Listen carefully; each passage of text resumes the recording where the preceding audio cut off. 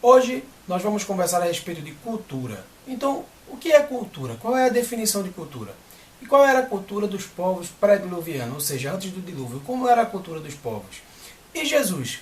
Qual foi o contexto? Qual foi a cultura que o Senhor Jesus, como homem, como 100% homem e 100% divino, qual foi a cultura que o Senhor Jesus foi ali inserido? E, no mais, como é que o Evangelho influenciou a cultura dos gentios e como o Evangelho pode ainda influenciar a cultura de hoje? Se essas questões aí lhe causam algum questionamento ou alguma curiosidade, fique aqui conosco que após a vinheta nós vamos conversar sobre esses assuntos.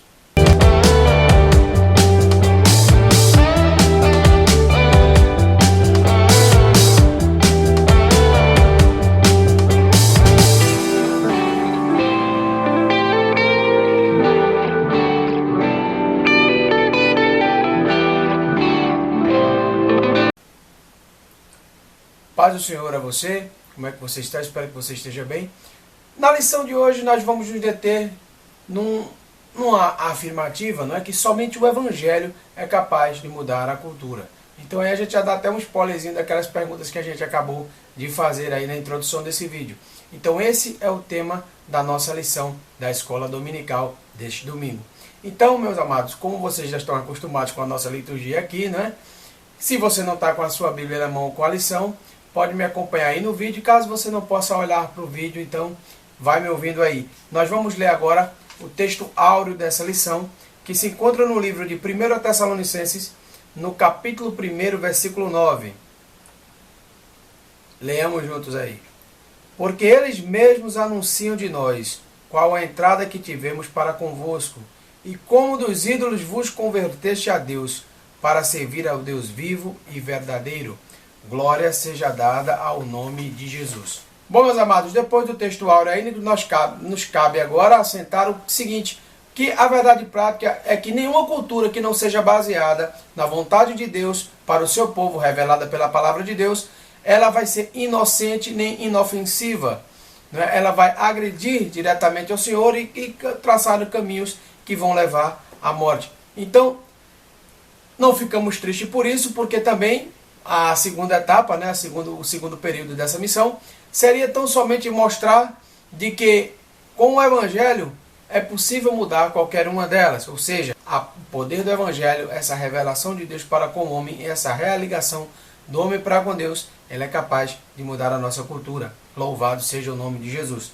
Então, meus irmãos, sem mais delongas, vamos voltar lá para o 1 Tessalonicenses, para nós fazermos agora a leitura oficial de hoje. Então, se você já pode me acompanhar aí, vai abrindo a tua Bíblia, a tua lição. Caso não, ele vai aparecer aí na tela. Então, 1 Tessalonicenses, capítulo 1, do versículo 1 ao 10. Leiamos juntos. Paulo e Silvano e Timóteo, a igreja dos Tessalonicenses em Deus, o Pai e nosso Senhor Jesus Cristo, graça e paz tenhais de Deus, nosso Pai e do Senhor Jesus Cristo. Sempre damos graças a Deus por vós todos, fazendo menção de vós em nossas orações, lembrando-nos sem cessar da obra da vossa fé, do trabalho do amor e da paciência e da esperança em nosso Senhor Jesus Cristo, diante de nosso Deus e Pai. Sabendo, amados irmãos, que a vossa eleição é de Deus, porque o nosso Evangelho não foi a vós somente em palavras, mas também em poder e no Espírito Santo, em muita certeza, como bem sabeis, qual fomos entre vós, por amor de vós. E vós fostes feitos nossos imitadores, e do Senhor, recebendo a palavra em muita tribulação, com gozo do Espírito Santo. De maneira que fostes exemplo para todos os fiéis da Macedônia e Acaia. Porque por vós soou a palavra do Senhor, não somente na Macedônia e Acaia, mas também em todos os lugares. A vossa fé para com Deus se espalhou, de tal maneira que já dela não temos necessidade de falar coisa alguma, porque eles mesmos anunciam de nós qual a entrada que tivemos para convosco, e como dos ídolos vos converteste a Deus, para servir a Deus vivo e verdadeiro, e espera dos céus o seu Filho, a quem ressuscitou dos mortos, a saber, Jesus, que nos livra da ira futura. Louvado seja o nome de Jesus.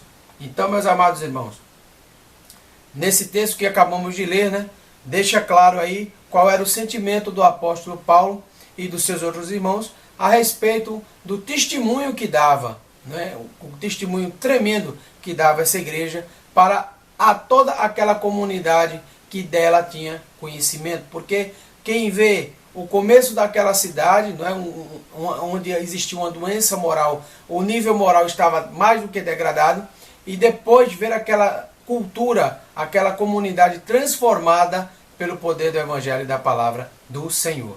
Glória seja dada ao nome de Jesus. Então, meus amados, vamos em frente aqui no nosso estudo de hoje.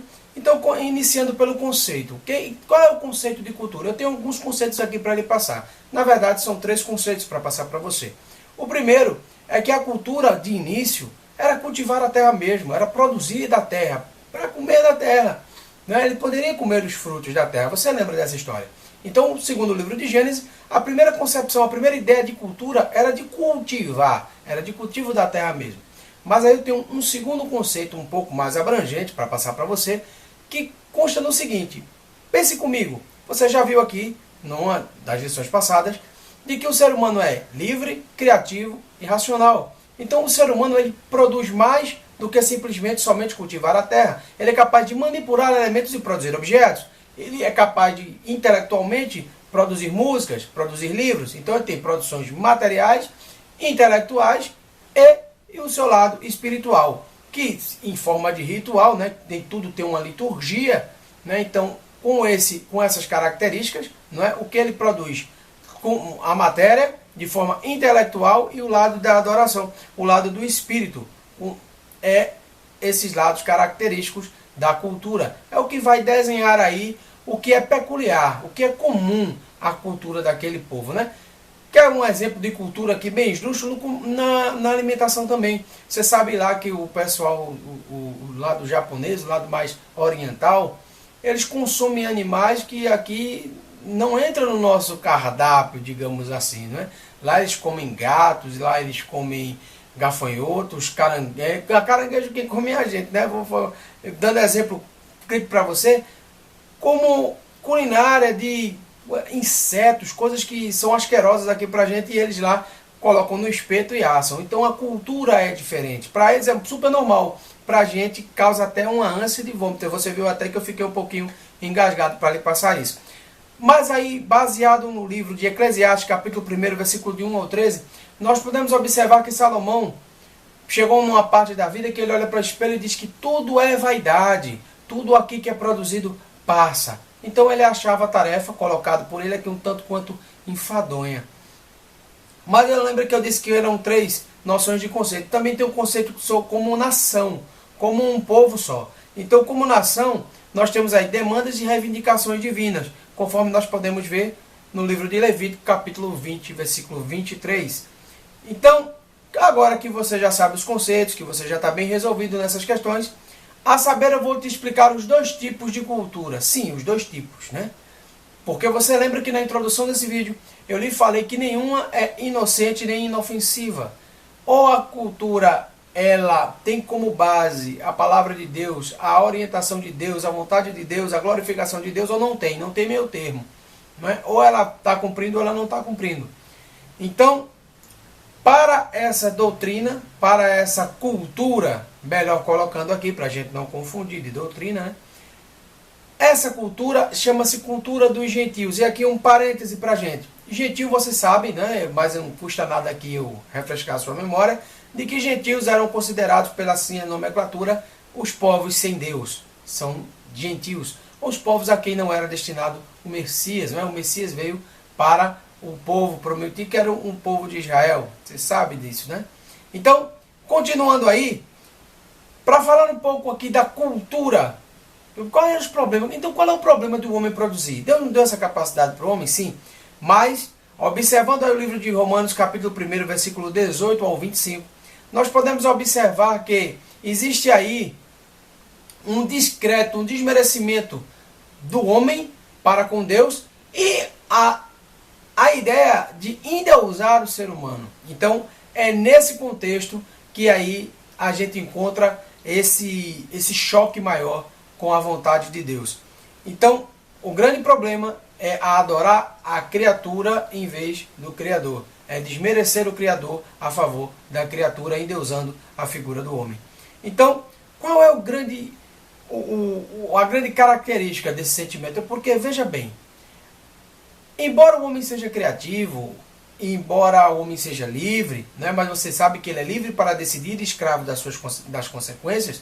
Então, mas eu te disse que ele fabrica, ele produz as coisas. Mas ele não produz do nada. Ele produz com algum pensamento, algum conceito, né?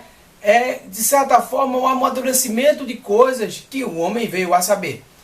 Sei que está um pouquinho confuso para você agora, mas entenda aqui o seguinte. Se ele vai escrever um romance, se ele vai escrever uma poesia, se ele vai compor uma canção, se ele vai compor uma música, ele vai ter que ter conhecimentos básicos, mas ele tem conhecimentos que são abalizados, direcionados, seguem alguns princípios. E se eles são gentios e não seguem os princípios de Deus, eles seguem os princípios de quem? Deles mesmos. Porque bem coloca um doutrinador de que imagine se Deus não existisse. Se Deus não existisse, então tudo era possível, tudo era aceitável se não existisse Deus. Então esse é o grande problema da cultura dos gentios, que eles se baseiam somente na sua imaginação vã, né, de pensamentos livres e soltos, e da própria soberba do homem, porque é se posicionar no mundo conforme a sua própria orientação. Então,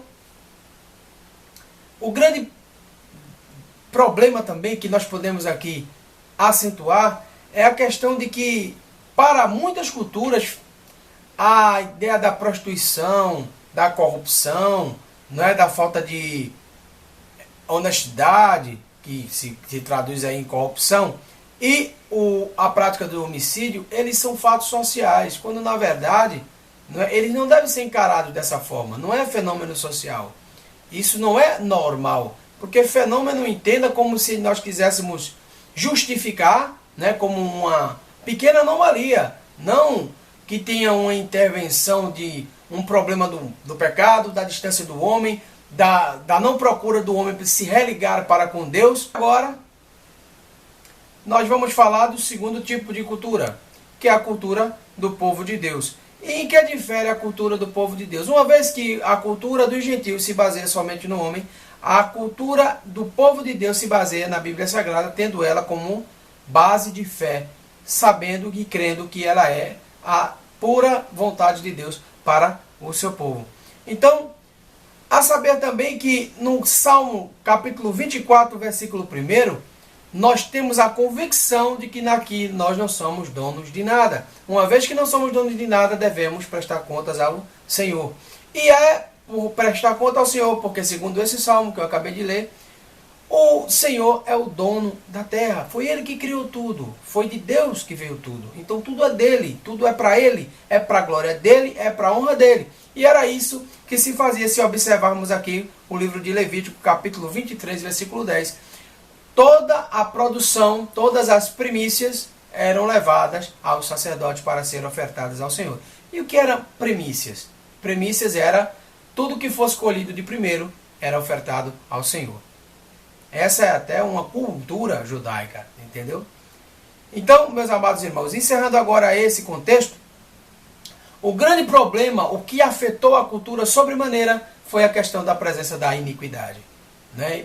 Ela é, de certa forma, a substância nociva que vai corroindo a fé de quem ainda não se decidiu, de quem ainda não tem firmeza na sua convicção de ligação com Deus. Então veja bem, nós temos aqui uma consequência de um pecado que aconteceu por apostasia de Adão. Então, por apostasia de Adão, agora nós podemos experimentamos a morte. Isso consta aí da iniquidade. Mas veja que o fato do homem cair, tá, não tirou do homem a imagem de Deus. Nós ainda temos a imagem de Deus. Mas o problema é que com o pecado veio a iniquidade sobre a terra. E aí o que é que acontece? Por isso que você pode até me dizer aí nos comentários, né, usar esse comentário aí desse vídeo e dizer assim, não, mas os gentios produzem coisas bonitas. Eles produzem essa parte de imagem de Deus que eles ainda possuem. Embora não estão agindo, não estão se portando conforme a vontade de Deus, assim orienta, determina e se alegraria se dessa forma fosse feito. Eu acho que você conseguiu acompanhar o meu raciocínio. Então, o grande problema foi esse, com a iniquidade. E eu já lhe passei isso. A iniquidade original foi a apostasia de Adão, que culminou aí, todos nós agora conhecemos a morte, e o seu neto Maleque, não é? Que bastou um exemplo só. Veja como a Bíblia é tão perfeita, tão completa, que ela diz, né, que é mais prudente os filhos das trevas do que os da luz. Bastou um mau exemplo para que a iniquidade ficasse alarmante sobre a face da terra. O Maleque, que cometeu 2 homicídios e se vangloriou em forma de poema lá no livro do Gênesis, como a gente bem acompanhou aqui. Então, veja que ainda temos um outro grande problema, que é concernente ao erotismo. O erotismo que vende, o erotismo que sensualiza crianças, né? Que não respeita a idade, não respeita mais ambiente. O erotismo depravado, não é? A degradação do casamento em troca de experiências sexuais de cunho totalmente transitório, né? Como se aquilo não tivesse valor nenhum, como se aquilo fosse experimentar qualquer tipo de mercadoria ou produto que tivesse na prateleira e você simplesmente descartar, não é? É esse tipo de visão, é esse tipo de deturpação que o erotismo implantado aqui, ele banalizou o casamento de forma a trazer, a acentuar o lado erótico dos povos, né, e contaminar a cultura. E ainda um ponto bem interessante que aqui, que é a questão do consumo. Aí você vai me dizer assim, mas irmão, o consumo com a cultura é... A cultura do consumo, você, a saber aqui agora, um parêntese, você sabe que tem cidades aqui, principalmente aqui no meu estado, aqui no estado de Pernambuco, que elas vivem em prol da cultura. Está bem perto de um agora, que eu vou dar esse spoiler, né? A Nova Jerusalém, onde se é encenado aqui a Paixão de Cristo. Então veja, a cidade, ela só faz isso, ela só é dedicada a isso, ela é construída para isso, então é cultura do povo. Passar o ano todo se preparando para a apresentação de 3 dias, se não me falha a memória, 4 dias de espetáculo, né? Como eles chamam a encenação da Paixão de Cristo. Então veja que foi formado naquela comunidade uma cultura. Veja como é forte, né? A evidência de uma prática intelectual, né? Uma produção que é feita para encenar a Paixão de Cristo, influenciando toda uma comunidade, e é a fonte de renda, me atrevo a dizer, que eu não tenho esse número na mão, mas me atrevo a dizer que é a principal fonte de renda da cidade. Então no dia que se acabasse essa encenação, com certeza todos os moradores ali iam sofrer bastante. Então, o que eu quero dizer aqui do consumo é o seguinte: você pode observar comigo que lá no capítulo de Mateus, capítulo 24, do versículo 37 ao 39, você vai ver que ele diz que assim como era no tempo de Noé, bebiam, comiam e davam-se em casamento. Então veja que aqui se fala qual era qual era a cultura do povo pré-diluviano. Era uma cultura meramente disso. Só faziam se fartar, só faziam beber. E quando ele fala beber aqui, ele não fala dizer assim, eles bebiam, porque venhamos e convenhamos, nós também bebemos. Mas esse beber aí e esse comer aí, para mim, enfatiza que eles só faziam isso mesmo, comer. Sabe como você diz assim, olha, esse meu menino, esse meu filho, ele não me ajuda nada, ele só faz comer e dormir. Comer e dormir. É nesse contexto aqui, é dessa forma que eu interpreto esse versículo. Então era tudo o que eles faziam, era só consumir. E é o consumo pelo consumo que ainda hoje é o grande dos motivos aí de muitas famílias estarem endividadas.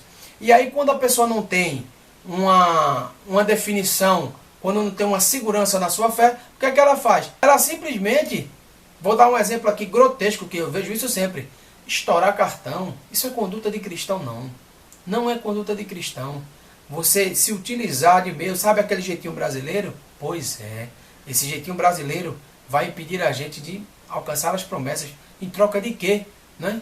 Em troca de prazerezinhos bobos e imediatos, você sujar o seu nome, você ficar com o crédito agora praticamente bloqueado, porque você não vai conseguir fazer mais nada. Eu até me atrevo a dizer que tem instituições financeiras que dizem sem consulta SPC e Serasa, mas eu tenho lá as minhas dúvidas, porque eu já vi muita gente tentar fazer esse tipo de cadastro de crédito e ter aí algumas dificuldades para ter acesso a algum crédito. Por quê? Porque essa conduta, ela não glorifica em nada a Deus. E sempre nós devemos ter em mente que tudo o que nós fazemos aqui seja para a honra e a glória de Deus.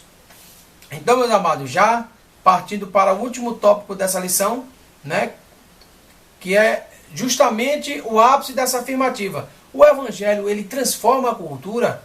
Então, como é que o Evangelho transforma a cultura? Mas antes de falar do Evangelho, eu tenho que falar dele, né? Eu tenho que falar de quem trouxe, né? O Evangelho. E o Evangelho de quem? O Evangelho de Jesus. E Jesus nasceu e foi inserido aqui como um humano, 100% humano e 100% divino, um mistério dos mistérios, não é? Como eu disse aqui também uma vez, disse que Billy Graham falou uma frase muito bonita que eu não canso de repetir, né? Diz que o maior acontecimento da história não foi o homem sair da terra e pisar na lua, mas foi Deus descer do céu e pisar na terra. Então, quando ele chegou aqui, existiam tradições, existiam festas, existiam comércio, existiam formas já de convívio social. E ele foi inserido em 3 culturas. Era a grega, a romana e a judaica. Então ele participou, ele presenciou, ele vivenciou essas 3 culturas. Porém, você vai me dizer, aí, o Jesus escolheu uma, Jesus não. Ele sugeriu uma nova. Ele disse que lá no livro Romanos, capítulo 10, versículo 2, ele sugeriu que todos nós somos um só corpo, portanto uma só cultura. Então, vamos falar um pouquinho agora sobre o Evangelho. E o Evangelho? O que é que ele pode fazer? Aí eu tenho que dar até um testemunho particular. Você que me vê aí agora falando aqui, divulgando a palavra de Deus, pregando a palavra de Deus, estudando sobre ela aí com você. Eu já fui roqueiro, eu já tive um tempo muito chateado da minha vida em que tudo o que eu fazia era cheio de sentimentos que só me faziam mal, só afetavam a minha vida e meu crescimento, tanto espiritual como pessoa. Eu acredito, eu acho muito difícil uma pessoa até chegar num patamar de qualidade humana, de compadecimento humano. Eu acho que a gente não consegue atingir o nosso ápice se a gente não está ligado naquele que nos criou. É uma concepção particular, mas baseado nisso. O Evangelho, o poder do Evangelho transformador, quem me via, eu vou dar um pouco do meu testemunho aqui para você agora. Eu andava todo de preto, nessas minhas mãos aqui, todas elas tinham anéis. Eu tinha 10 anéis, um em cada dedo da mão. Eu usava aquelas correntes. E aí, quando o Senhor me chamou, eu estava em casa. Foi um momento muito particular, né? O mistério dos mistérios. E ainda a gente fica sem entender. Como já deve ter acontecido alguma coisa com você também nesse sentido. E eu estava bem atribulado e angustiado. Não sei se você está passando por uma situação assim. E nesse momento eu queria partilhar com você isso. E nesse momento aí eu olhei um lado, olhei o outro, disse, e agora? Cadê amigos, amizades? Com quem que eu posso contar, né? Então, dentro de mim, eu ouvi uma voz e disse, ajoelha, fala comigo. Aí prontamente, nossa, que foi isso? Aí ajoelhei no meu quarto e comecei a falar com Deus, conforme eu estou falando aqui com você nesse momento. E dizendo a Deus tudo que eu estava passando, tudo que eu estava sentindo. Né, como era difícil para mim aquele momento e as situações que eu estava vivendo. E quando eu fui falando, as lágrimas foram rolando e aí eu entrei num tipo de alívio tão rápido, sabe? Eu senti como se eu tivesse deixado uma mochila muito pesada ali e quando eu levantei eu estava leve. E quando eu estava leve, a primeira coisa que eu fiz foi, eu tenho que mudar. Eu não posso ficar assim. Eu senti uma paz, como outrora nunca sentia antes. E foi o que eu fiz. Simplesmente, como Paulo bem adverte aqui, numa das suas cartas, diz, esquecendo-me eu das coisas que para trás ficaram, prossigo adiante das coisas que estão à minha frente. Então, eu segui à frente para atingir o alvo. Então, tudo que era velho, morreu lá. Então, meu CD de rock, minha camiseta de banda, tudo eu dei destino e comecei a servir ao Senhor. Então, por que eu dei esse testemunho aqui agora?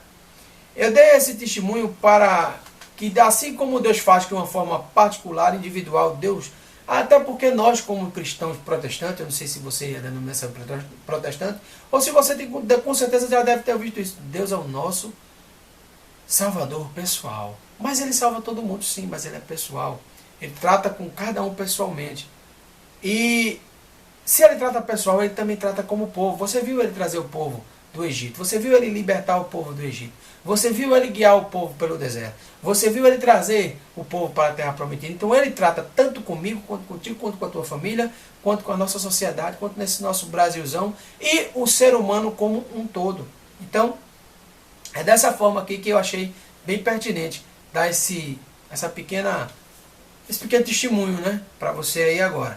Mas, enfim, o modelo de evangelho, o modelo que nós temos que tomar, na minha concepção, e segundo aí o livro de Atos, capítulo 1, versículo 8, eu não tenho dúvidas, e eu tenho uma teoria. Eu nunca conversei com nenhum teólogo, nem alguma autoridade religiosa sobre esse assunto, mas eu testemunho tanto visualmente isso, que eu acredito que eu tenho essa ousadia de falar, que quando nós somos novos convertidos, como nós não temos muito conhecimento na palavra de Deus, nós estamos verdes, como muitos dizem, engatinhando, tomando leite, não contaminado, não falsificado. Então veja que nós precisamos de proteção. Então o que é que Deus faz? Na minha concepção, não coloque que a lição disse isso, nem que alguém disse isso. Eu, irmã Edgar, meditando, vivendo, experimentando, sofrendo, acertando, errando. O que é que eu fiz? Eu olho e digo, meu Senhor, o Senhor é tão maravilhoso que o Senhor enche de unção, enche de Espírito, a presença do Espírito Santo é tão forte, ela vem tão transformadora, que não dá para esconder o impacto que ela causa na vida de quem assim, de coração, sinceramente o recebe. Quem recebe o Espírito Santo de Deus, quem tem um encontro pessoal com Deus, não fica da mesma maneira do que quando o Espírito o encontrou. Isso é uma concepção, né? Mas vamos seguir adiante, né? Assim como nós podemos tirar aí esse entendimento também de nós testemunharmos o Espírito Santo de Deus através dos nossos atos. E é isso aqui que fica muito claro para mim nessa lição, né? Você vê que no texto da leitura oficial, nós vimos que a forma de ser agora do povo já testificava do Deus que eles serviam.